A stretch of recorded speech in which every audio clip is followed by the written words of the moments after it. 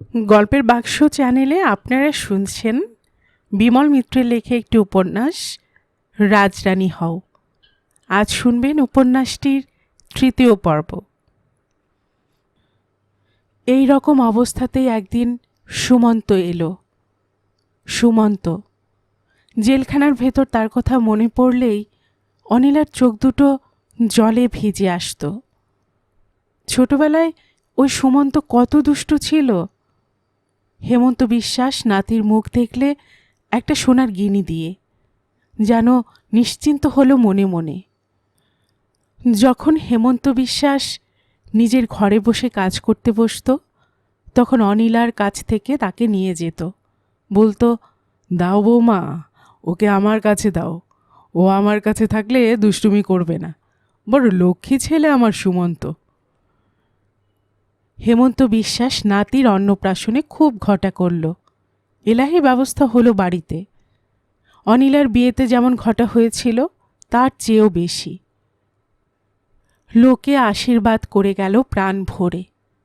যার যা সাধ্য তাই দিয়ে আশীর্বাদ করল। কেউ দিল রূপোর টাকা, কেউ দিল খেলনা, কেউ দিল রেকাবিতে করে মিষ্টি। গ্রামের সাধারণ লোক সব, কারোরই তেমন আর্থিক সামর্থ্য নেই। কিন্তু মহাজন বলে কথা, মহাজনের কাছে সকলেরই টিকি বাঁধা। আশীর্বাদে না দিলে মহাজন অখুশি হবে, বলবে, কই ঘোষের পো, তুমি আমার নাতির অন্নপ্রাশনে কিছু উপর হস্ত করনি, এক পেট খেয়ে গিয়ে এখন কান্নাকাটি করে হাতে পায়ে ধরতে এসেছ। লোকে বলতো, সুন্দর হবে না, বাপ মা যেমন সুন্দর ছেলেও তো তেমনি হবে গো। মা দেখতে পায়নি তার নাতিকে। ওই একটি দুঃখ ছিল অনিলার, মার নিজের জীবনে কোনো সাধই পূর্ণ হয়নি। অনিলার ছেলে দেখবার বড় স্বাদ ছিল মার, কিন্তু কপালে যার সুখ লেখা নেই তার সুখ কোথা থেকে হবে। বাড়িতে রান্নাবান্নার জন্য হেমন্ত বিশ্বাস গোড়া থেকে লোক রেখেছিল। এবার নাতিকে দেখবার জন্য আরেকটা লোক রাখল।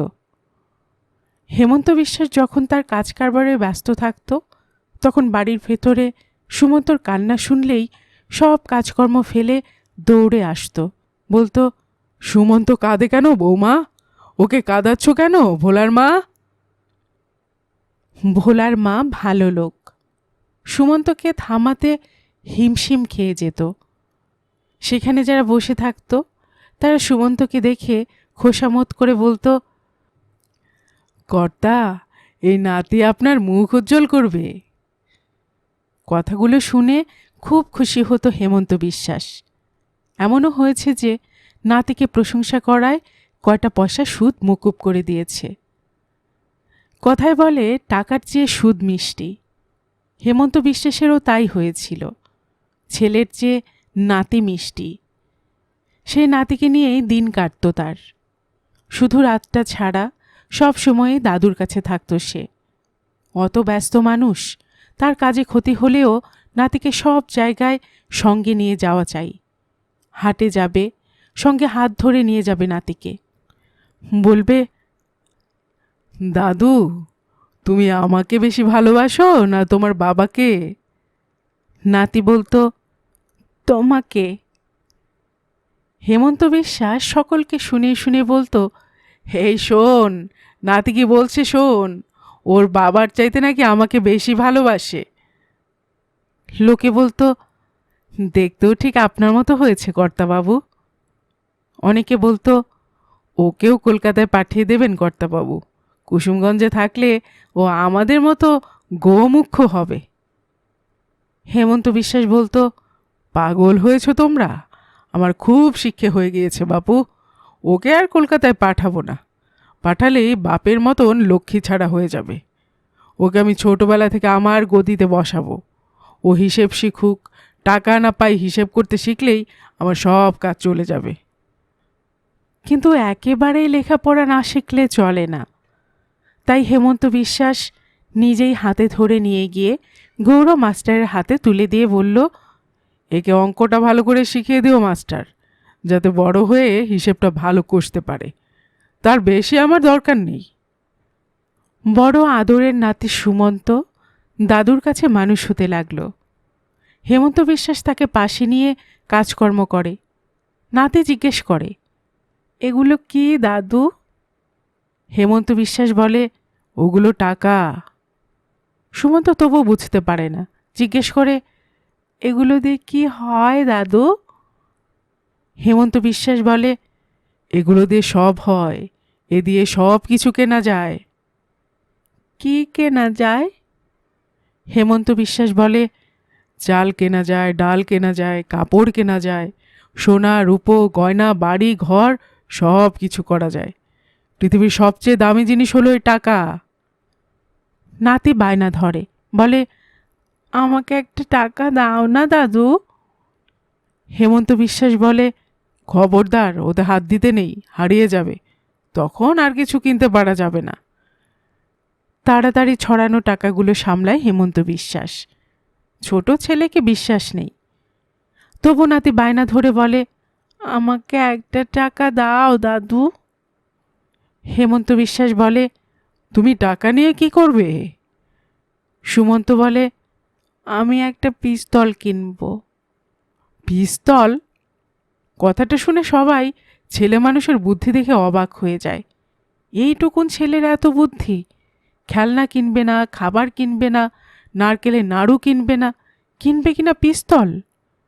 সবাই জিজ্ঞেস করে, ও পিস্তলের নাম জানলে কি করে কর্তা?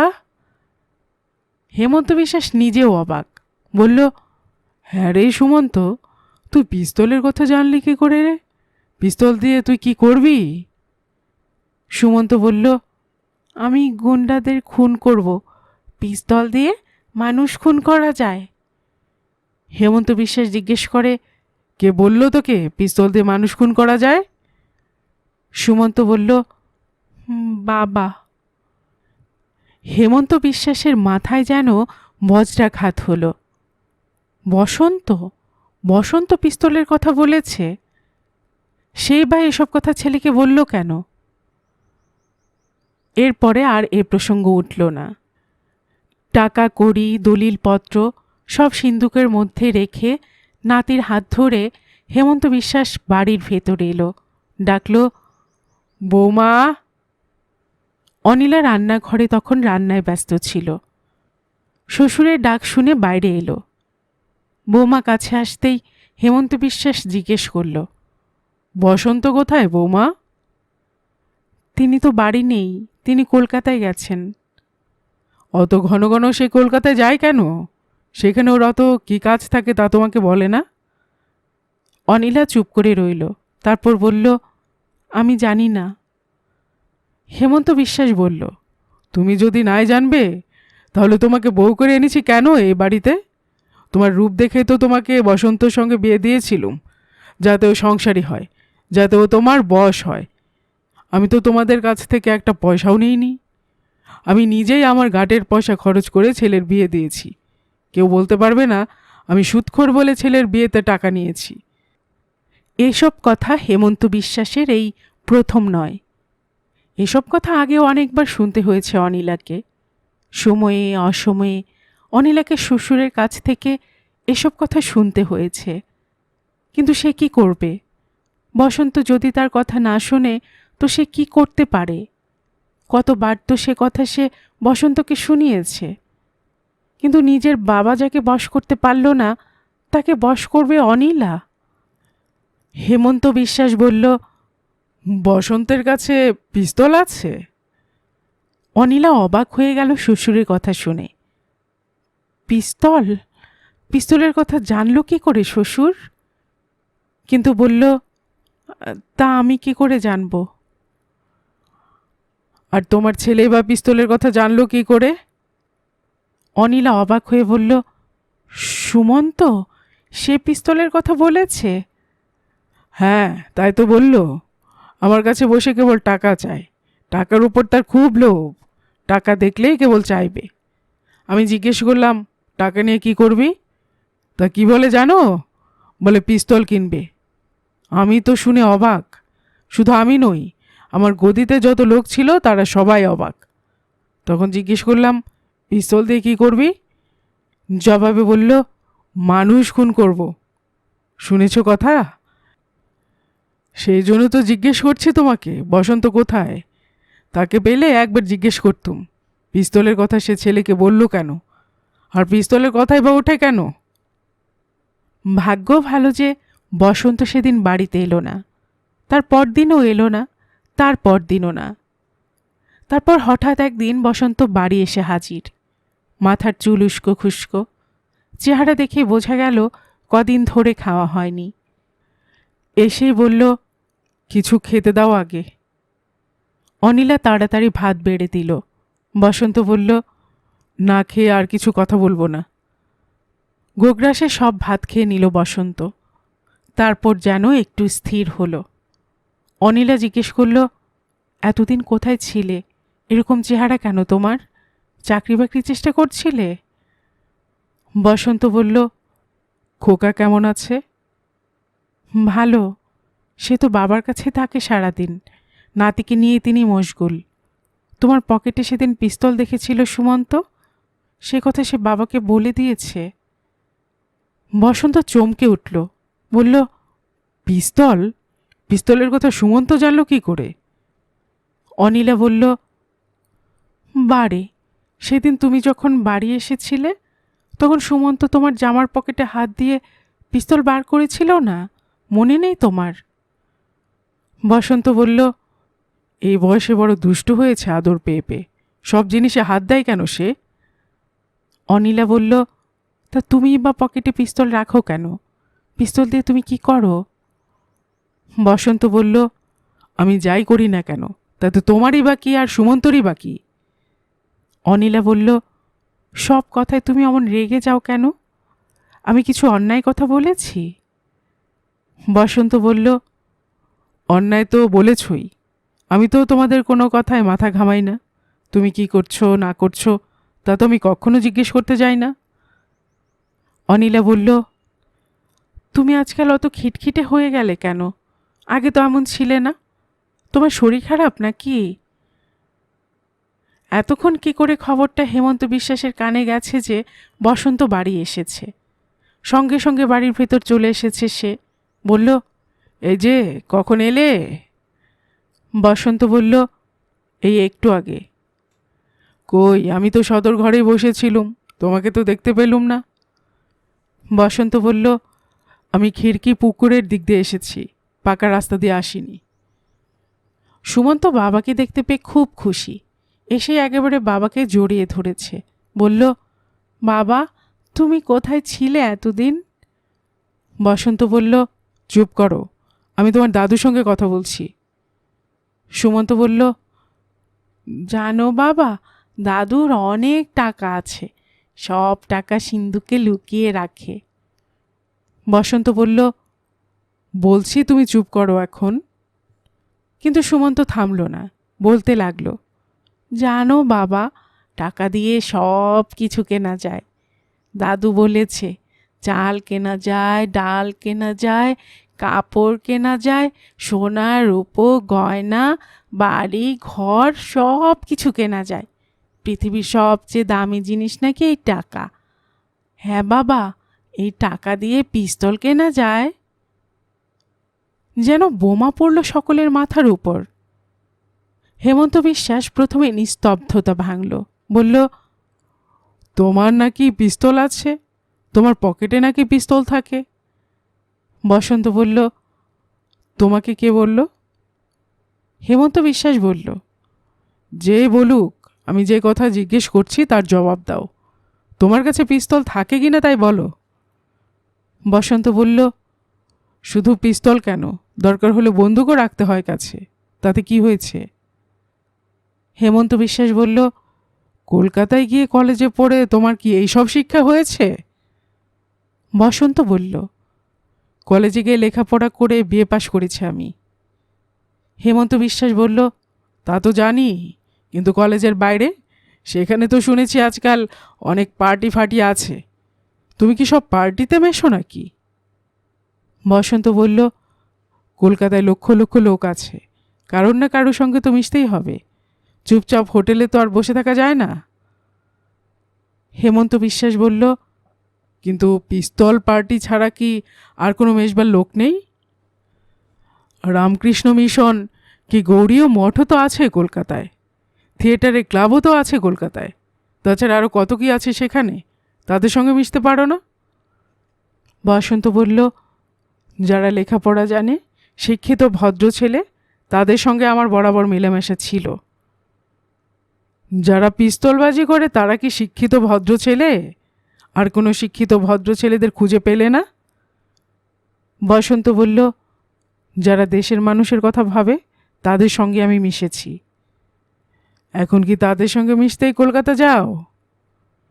বসন্ত একটু চুপ করে থেকে তারপর বলল, এই কুসুমগঞ্জে কি মেশবার মতন কোনো লোক আছে? কার সঙ্গে এখানে মিশবো বলো?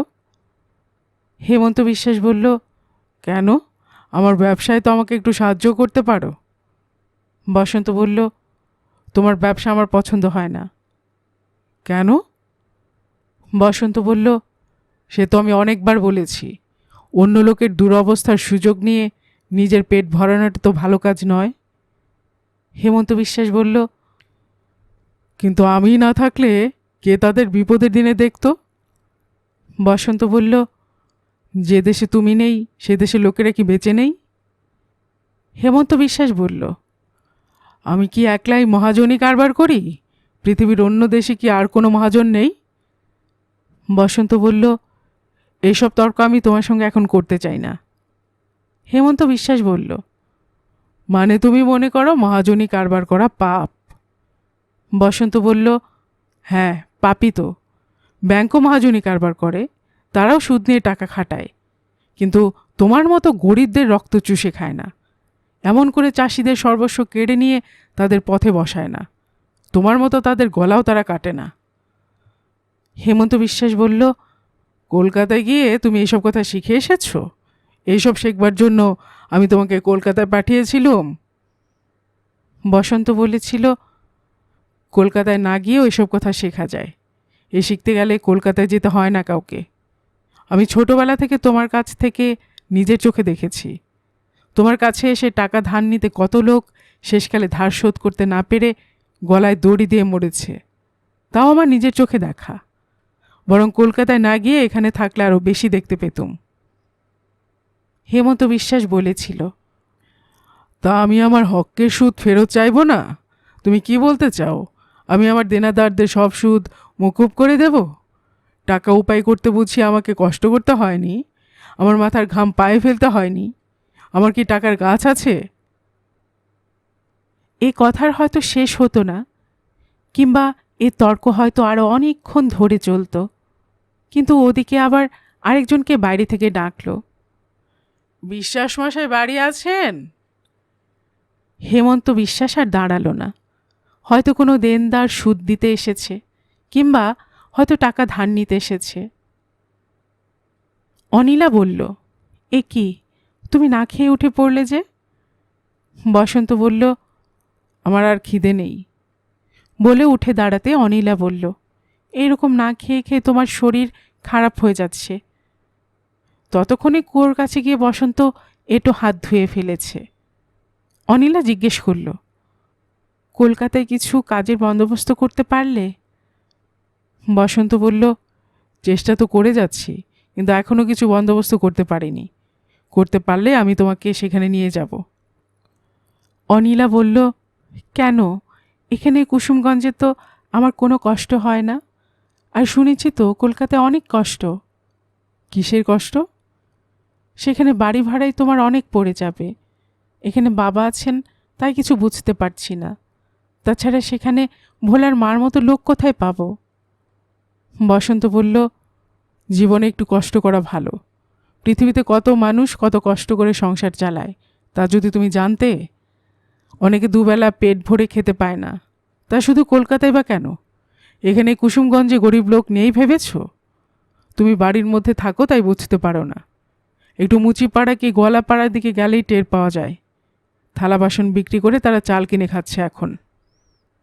অনিলা বলল, সে তো দেখতে পাই রোজ, বাবার কাছে এসে বাড়ির বাসনকোসন বিক্রি করে যায় রোজ, কিন্তু তার জন্য কি বাবা দায়ী? বসন্ত বলল, বাবা দায়ী নয় তো কে দায়ী? তুমি কি মনে করো তারা কখন আর ওইসব বাসনকোসন বাবার হাত থেকে ছাড়িয়ে নিতে পারবে? ওই যে আমাদের বাগানটা, যে বাগানের আম কাঁঠাল আমি তুমি খাই, ওটাকে কাদের ছিল জানো? গয়লাপাড়ার ঘোষেদের। ওদের অবস্থা যখন খারাপ হলো তখন বাবার কাছে বাগানটা বন্ধক রেখেছিল, কিন্তু তারপর কি আর ও বাগান ছাড়িয়ে নিতে পেরেছে? বাবা ওই গাছ বেচে বছরে কত টাকা পায় তা জানো? না, কত টাকা? 7,000 টাকা। বাবা কোনো পরিশ্রম না করে ওই একটা বাগান থেকে বছরে 7,000 টাকা আয় করে। এরকম 5টা বাগান আছে বাবার। এক একটা বাগান কিনেছিল গড়ে 50 টাকা দামে। অনিলা কথাগুলো শুনছিল। বসন্ত থামতেই বলল, তা ওসব তো বাবা আমাদের জন্যই করে যাচ্ছেন। একদিন তো আমরাই ওসব কিছুর মালিক হব। ওসব তো আর বাবার সঙ্গে যাবে না। বসন্ত বলল, তুমি ওসব বুঝবে না। পাপের পয়সা যে পায় তারও পাপ হয়। অনিলা বলল, পাপ কেন বলছো? ও ব্যবসা তো অনেকেই করে। বসন্ত বলল, যারা অন্যায় করে তার জন্য তাদের শাস্তি পাওয়া উচিত। অনিলা বলল, সে শাস্তি যদি পেতেই হয় তো ভগবান নিজেই তাকে সে শাস্তি দেবেন। কত লোকই তো আছে যারা পাপ করেও জীবনটা সুখে শান্তিতে কাটিয়ে দেয়। বসন্ত বলল, ভগবান নিজের হাতে তো শাস্তি দেন না। ভগবান শাস্তি দেওয়ার জন্য কিছু লোক পাঠিয়ে দেন পৃথিবীতে, তারাই পাপীকে শাস্তি দেয়। তারপর একটু থেমে বলল, আর পাপ করেও জীবনটা সুখে কাটিয়ে দেওয়ার কথা বলছো? সুখ কাকে বলে তার মানেটা আগে বলে দাও। খাওয়া পড়া সুখটাই কি সুখ? তাহলে বাবা রোজ রাত্রিরে আর বিকেলে আফিম খায় কেন? অনিলা সত্যি শ্বশুরকে নিজের হাতে রোজ আফিমের গুলি দিয়ে আসতো। আফিমের সঙ্গে দুধও গরম করে দিত। আফিমের গুলিটা মুখে দিয়েই হেমন্ত বিশ্বাস গরম দুধটা চুমুক দিয়ে খেত। বসন্ত বলল, পাপ শুধু বাবার একলার নয় অনিলা। তুমি জানো না, বাবার ওই টাকায় আমি লেখাপড়া শিখেছি, বিএ পাশ করেছি। তুমি নিজেও সেই পাপের টাকায় এ বাড়ির বউ হয়ে সুখভোগ করছো। এতে তোমারও পাপ হচ্ছে, আমারও পাপ হচ্ছে। তখন অনিলা এসব কথা ভালো করে বুঝতো না, কিন্তু বসন্ত বারবার করে তাকে বোঝাতে চেষ্টা করত। অনিলা বলতো, তুমি যদি এতই বোঝো তাহলে কেন আমাকে বিয়ে করলে? বসন্ত বলল, বিয়ে করেছি তো কি হয়েছে? আমরা তো এ বাড়িতে বেশি দিন থাকবো না। বেশি দিন পাপের ছোঁয়াচ তোমার গায়ে লাগতে দেব না। যতদিন নিজের একটা স্বাধীন উপার্জন না হয় ততদিন একটু সহ্য করো। সত্যি বসন্ত নিজে কিছু করবার জন্য যে আপ্রাণ চেষ্টা করত তা বুঝতে পারত অনিলা। তাই কেবল ভগবানের কাছে প্রার্থনা করত, ঠাকুর, ওর একটা কিছু করে দাও তুমি, তাহলে ও বাঁচে, আমিও বাঁচি। সুশীলা যখন বলল তার খালা সবার হুকুম হয়েছে, তখন প্রথমে তার বিশ্বাস করতেই ইচ্ছে হয়নি। 14 বছর তাকে একটানা জেল খাটতে হবে, এইটাই তার ধারণা ছিল। 14টা বছর কি কম? 14 বছর মানেই তো সারা জীবন। প্রথম দিকে খুবই কষ্ট হতো সুমন্তর জন্য। হেমন্ত বিশ্বাসের ছেলে বসন্ত বিশ্বাস, আর বসন্ত বিশ্বাসের ছেলে সুমন্ত বিশ্বাস। নাতির নামটা হেমন্ত বিশ্বাসই রেখেছিল। হেমন্ত বিশ্বাস বলেছিল, জানো বৌমা, অনেক টাকা খরচ করেছিলাম বসন্তকে লেখাপড়া শিখিয়ে মানুষ করবার জন্য। বসন্তটা মানুষ হলো না। এখন দেখি সুমন্ত যদি মানুষ হয়। একদিন অনেক রাত্রে বসন্ত হঠাৎ বাড়িতে এসে হাজির। কোথা দিয়ে কেমনভাবে সে বাড়িতে ঢুকল তা অনিলা বুঝতে পারল না। জিজ্ঞেস করল, তুমি? বসন্ত বলল, কেন, আসতে নেই? অনিলা বলল, না তা বলছি না, কিন্তু এই অসময়ে তুমি আসো না। এত রাত্রিরে কি করে তুমি বাড়ি ঢুকলে? কে দরজা খুলে দিল? বসন্ত বলল, কেউ দরজা খুলে দেয়নি। আমি উঠোনের পাঁচিল টপকে ঢুকেছি, কেউ জানতে পারেনি। আমার ভীষণ দরকার তোমার সঙ্গে, কিছু টাকা চাই। আমাকে কিছু টাকা দিতে পারো? টাকা? বসন্ত বলল, হ্যাঁ টাকা, 100-2 টাকা হলেই এখনকার মতো চলে যাবে আমার। ততক্ষণে অনিলা ঘরের আলোটা জ্বেলে দিয়েছে। সুমন্তর তখন বয়স কম, সে তখন অঘরে ঘুমোচ্ছিল অনিলার পাশে, কিন্তু আলো জ্বলে উঠতেও তার ঘুম ভাঙল না। বসন্ত বলল, আলোটা নিভিয়ে দাও, খোকা জেগে উঠবে। অনিলা আলোটা নিভিয়ে জিজ্ঞেস করল, তুমি কি টাকা চাইতে এসেছ? বসন্ত বলল, হ্যাঁ, টাকাটা নিয়ে আবার চলে যাব। কোথায় যাবে? সে কথা জেনে তোমার কি লাভ? অনিলা বলল, তুমি জানো না যে আমার কাছে টাকা থাকে না? টাকা কি বাবা আমার হাতে কখনো দেন? বিয়ের সময় যেসব গয়না পরতে দিয়েছিলেন সেগুলো পর্যন্ত তিনি কেড়ে নিয়ে নিজের কাছে রেখেছেন। সেসব কথা তুমি তো জানো। বসন্ত বলল, তাহলে আর কি হবে, আমি তাহলে যাই। তুমি চলে যাবে? হ্যাঁ। অনিলা বলল, তুমি যদি বাড়িতে না থাকবে তাহলে বিয়ে করেছিলে কেন আমাকে? এমন বিয়ে কি না করলে চলতো না? বসন্ত বলল, আমি কি করব বলো, সব কিছুর জন্যই তো আমার বাবা দায়ী।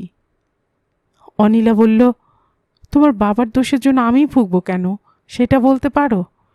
আমি তোমার কাছে কি এমন দোষ করেছি যে সারা জীবন আমাকে এমনি করে জ্বলে পুড়ে মরতে হবে? বসন্ত বলল, তোমার তো খাওয়া পড়ার কোনো কষ্ট নেই এখানে। অনিলা বলল, খাওয়া পড়ার কষ্টের জন্য কি লোকে বিয়ে করে? বসন্ত বলল, তোমার বাপের বাড়িতে তো তোমার খাওয়া পড়ার কষ্টও ছিল, সেই কষ্টটাই কি কিছু কম? অনিলা রেগে উঠল, বলল, দেখো, বাজে বাজে কথা বললো না। আমার রূপ দেখে তোমার বাবা আমাকে এ বাড়িতে বউ করে এনেছেন। তুমি যাতে সংসারী হও সেটাই তার ইচ্ছে ছিল। কেন তুমি এরকম পালিয়ে পালিয়ে বেড়াবে? কেন তুমি সংসারী হবে না? কেবল বাইরে বাইরে পড়ে থাকো কেন?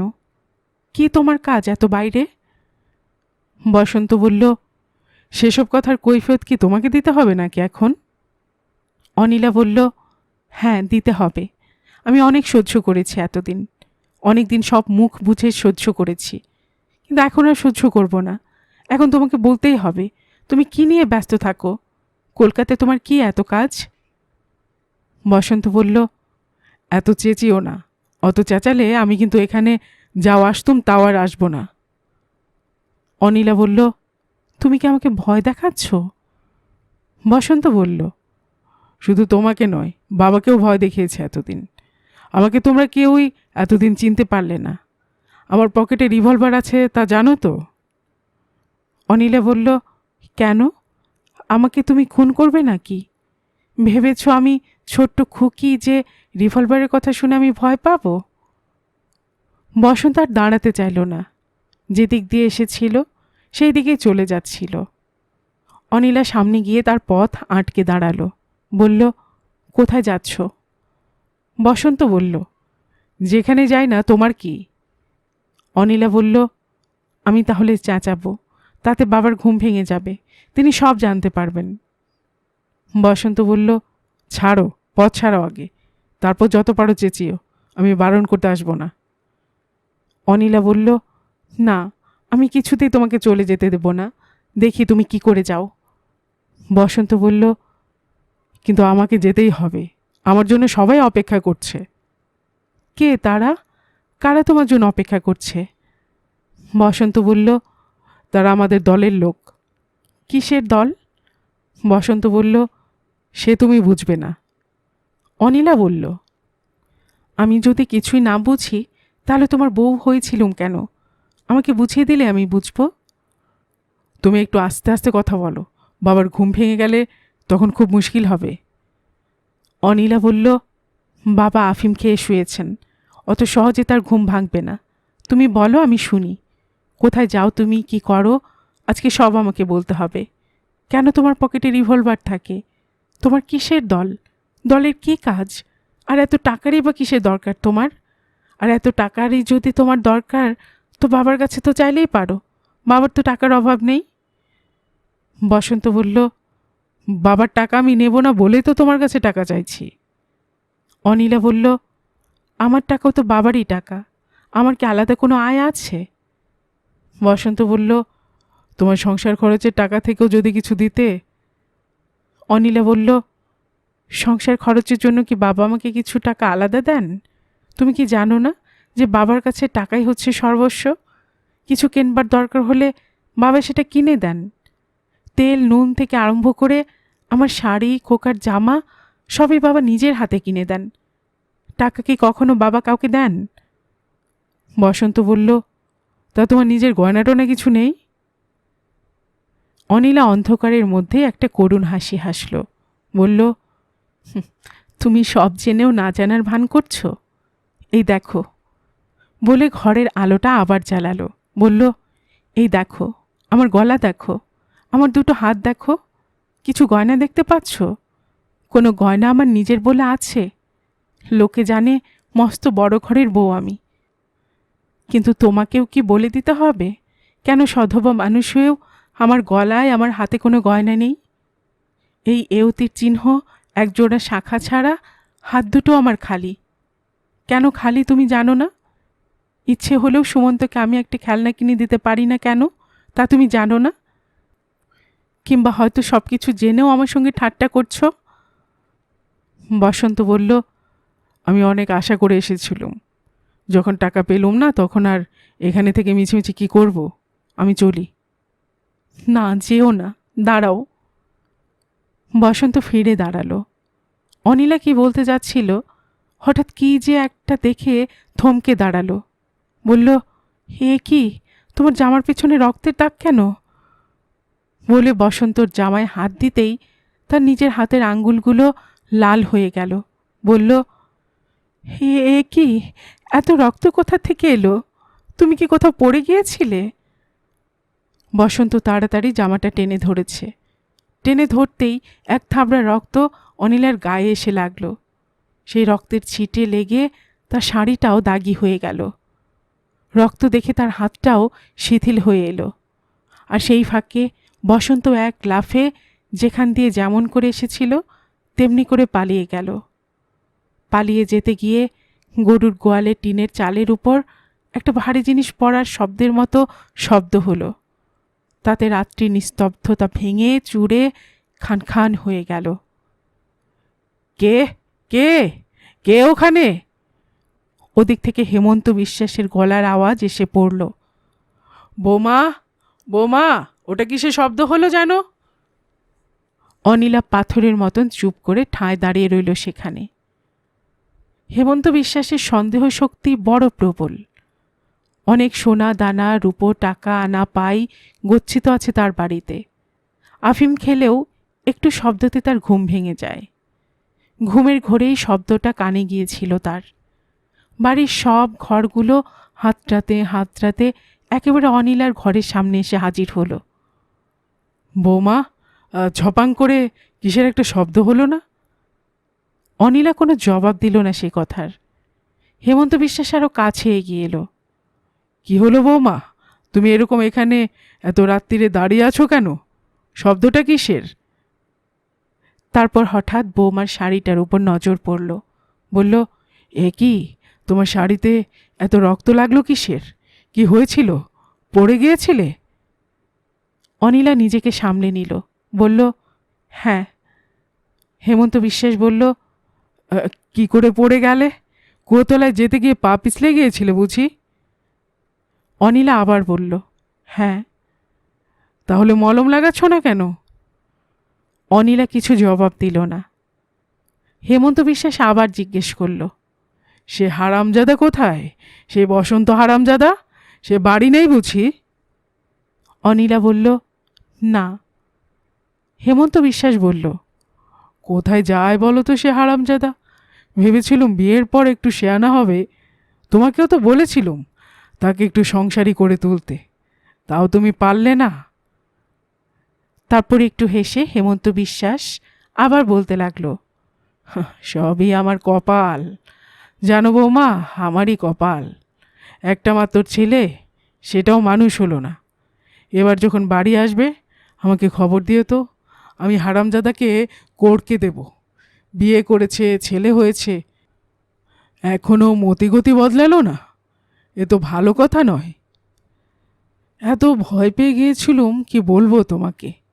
আমার তো মনে হলো বাড়িতে ডাকাত পড়ল বুঝি। তারপর যখন বুঝল যে ডাকাত পড়েনি, তখন যেন একটু নিশ্চিন্ত হলো হেমন্ত বিশ্বাস। বলল, খুব সাবধানে থাকবে বৌমা, বুঝলে? দিনকাল বড় খারাপ, খুব সাবধানে থাকবে। লোকে বলছিল কলকাতায় নাকি নকশালরা খুব খুন খারাপি শুরু করেছে। এত বয়স হলো, কখনো এমন কথা তো শুনিনি। ওরা কি করছে জানো? ধরে ধরে সব বড় লোকদের নাকি খুন করছে। বুঝলে বৌমা, বড় লোকরা কি এমন দোষ করেছে? টাকা উপায় করে বলেই কি তাদের খুন করতে হবে?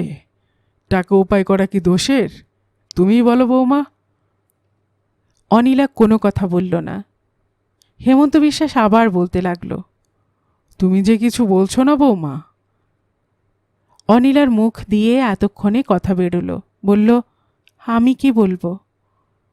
হেমন্ত বিশ্বাস বলল, না না, তা বলছি না। সত্যিই তো, তুমি মেয়ে মানুষ, তুমি বাড়ির মধ্যে থাকো, তুমি কি করে খবর রাখবে? কিন্তু আমাকে তো বাইরের লোকের সঙ্গে মিশতে হয়। শুনলাম নকশালরা নাকি কলকাতায় তুমুল কাণ্ড বাঁধিয়ে তুলেছে। তারা বড় লোক দেখলেই নাকি তাকে খুন করছে, জানো? কেন রে বাবা, বড় লোকরা তোদের কি দোষ করলো? মাথার ঘাম পায়ে ফেলে দুটো বেশি টাকা উপায় করছে বলে? তা ক্ষমতা থাকে তো তোরাও টাকা উপায় কর না, কে তোদের মানা করছে? হেমন্ত বিশ্বাস মনে মনে খুব দুঃখ পেত। একটা মাত্র ছেলে, ওই ছেলের জন্ম দিয়েই গৃহিণী চলে গেছেন। ভালোই হয়েছে, নইলে ছেলের ব্যবহার দেখে তিনিও মনে কষ্ট পেতেন। ভগবান যা করেন তা বোধহয় মঙ্গলের জন্যই। কিন্তু হঠাৎ একদিন এই সময় একটা দুর্ঘটনা ঘটল, বড় মর্মান্তিক দুর্ঘটনা। সেদিনও যথারীতি হেমন্ত বিশ্বাস ভোরবেলা ঘুম থেকে উঠে নদীতে গিয়ে স্নান সেরে বাড়ি এসেছে। যতক্ষণ স্নান করেছে ততক্ষণ গঙ্গায় স্তোত্র আবৃত্তি করেছে। তারপর একটা পাথর বাটিতে করে দুটো মুড়ি খেয়ে জলযোগ করেছে। তারপর যথারীতি চণ্ডী মণ্ডপে গিয়ে দৈনন্দিন কাজকর্ম মানে তার নিজস্ব বন্ধকি কারবার করেছে। তারপর বেলা 1টা নাগাদ ভেতর বাড়িতে এসে ডেকেছে, বৌমা। বৌমা মানে অনিলা। অনিলা ওই সময় শ্বশুরের ডাক শুনলেই বুঝতে পারত যে শ্বশুরের ভাত বেড়ে দিতে হবে, বুঝতে পারত শ্বশুরের খাওয়ার সময় হয়েছে।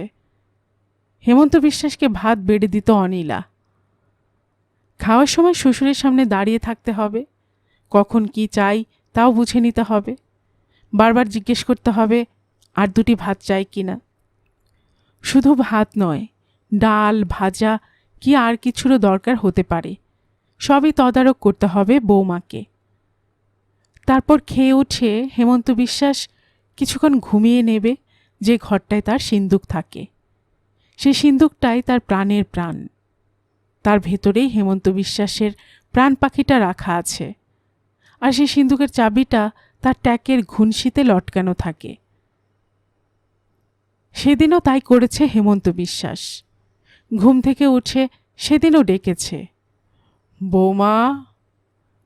বৌমা জানে ও ডাকটা আফিমের ডাক। ওই সময় আফিম খাবার দরকার হয় হেমন্ত বিশ্বাসের। নিজস্ব আফিমের কৌটো আছে একটা, তাতে আফিমের গুলি পাকিয়ে রাখা আছে ঠিক মাপের মতন করে, একটু 19-20 হবার উপায় নেই। তারপর আফিমের ডালাটা অনিলা হেমন্ত বিশ্বাসের হাতে দেবে। আফিমের ডালাটা মুখে দেবার সঙ্গে সঙ্গেই দুধ চাই, ক্ষীর করা দুধ। গাঢ় দুধে ভর্তি বাটিটা নেবার জন্য হাত বাড়াবে হেমন্ত বিশ্বাস। আফিম খাওয়ার সঙ্গে সঙ্গেই দুধ চাই, এটাই নিয়ম। তা অনিলা সেদিনও তার অন্য হাতে মজুত রেখে দিয়েছিল অন্য দিনের মতো। দুধটা খেয়ে হেমন্ত বিশ্বাস বিকেলবেলা আবার চণ্ডী মণ্ডপে গিয়ে বসবে। তখন আসবে দেনাদারেরা, আসবে পাওনাদারেরা, তখন সকলের সঙ্গে লেনদেন হিসেব নিকেশ হবে। তারপর যখন রাত গভীর হবে, অর্থাৎ রাত 9:30 কি 10টা বাজবে, তখন ভেতর বাড়িতে এসে ডাকবে, বৌমা। অর্থাৎ তখন খাবার দিতে হবে শ্বশুরকে। অনিলা তৈরিই থাকে। সেই সময়ে আবার সেই একই রকমভাবে অনিলা শ্বশুরের খাওয়ার সময় দাঁড়িয়ে থাকবে। আর তারপর খাবার খেয়ে যখন নিজের ঘরে বিছানায় গিয়ে বসবে, তখন অনিলা আফিমের ডেলাটা নিয়ে তার হাতে তুলে দেবে। আর এক হাতে থাকবে গরম দুধের বাটি। সেদিনও তার কোনো ব্যতিক্রম হয়নি। আফিমার দুধ খেয়ে হেমন্ত বিশ্বাস বিছানায় শুয়ে পড়েছিল। শোবার আগে ঘরের দরজা জানালা সব বন্ধ করে দিয়েছিল। কিন্তু যখন শেষ রাত, তখন হঠাৎ বাইরে থেকে কে যেন ধাক্কা দিচ্ছিল। কে কে হেমন্ত বিশ্বাসের মনে হয়েছিল বোধহয় বাড়িতে ডাকাত পড়েছে। আবার জিজ্ঞেস করল, কে কে কারা দরজা ঠেলছে? কিন্তু অত ভাববার সময় নেই তখন হেমন্ত বিশ্বাসের। তাড়াতাড়ি দরজাটা খুলতেই চোখে পড়ল সামনেই 2-4 জন পুলিশ দাঁড়িয়ে আছে। হেমন্ত জিজ্ঞেস করল, কি ব্যাপার দারোগাবাবু? দারোগাবাবু গম্ভীর গলায় বলল, আপনার ছেলের নাম বসন্ত বিশ্বাস? হেমন্ত বিশ্বাস বলল, হ্যাঁ, কিন্তু কেন? দারোগাবাবু বলল, আপনার ছেলে মারা গেছে। মারা গেছে? অনিলার মাথায় যেন হঠাৎ বিনা মেঘে বজ্রপাত হলো। হেমন্ত বিশ্বাস আবার জিজ্ঞেস করল, কি করে বসন্ত মারা গেল? পুলিশের গুলিতে। হেমন্ত বিশ্বাস জিজ্ঞেস করল, পুলিশের গুলিতে? কেন, কি করেছিল সে? মানুষের জীবনে কখন যে কেমন করে হঠাৎ একদিন বিপদ ঘনিয়ে আসে আর এসে একেবারে বিপর্যয় ঘটিয়ে দেয় তা কেউ বলতে পারে না। যে ছেলের উপর হেমন্ত বিশ্বাসের এত ভরসা ছিল, সেই ছেলে যে একদিন অপঘাতে মারা যাবে তা কে কল্পনা করতে পেরেছিল? সত্যি, তারপর জানা গেল কলকাতায় যাবার পর থেকেই বসন্ত এমন একটা দলে পড়ে গিয়েছিল যাদের পুলিশি ভাষায় বলা হতো নকশাল। শেষবারের মতো আর তাকে দেখেনি অনিলা। যা কিছু করবার শ্বশুর হেমন্ত বিশ্বাসী করেছিল ঝড়গ্রামে গিয়ে। কোনো এক জঙ্গলের মধ্যে তাদের দলের সঙ্গে পুলিশের দলের গুলি চালাচালি হয়েছিল, আর তাতেই একটা আচমকা গুলি খেয়ে বসন্ত প্রাণ দিয়েছিল। গল্পের বাক্সবাই রোমানানুপুর চ্যানেলে এতক্ষণ আপনারা শুনছিলেন বিমল মিত্রের লেখে একটি উপন্যাস রাজরানী হও এর 3য় পর্ব। এরপরে আসছে 4র্থ অর্থাৎ শেষ পর্ব। আর এতক্ষণ গল্প পড়ে শোনাচ্ছিলাম আমি রোমানানুপুর।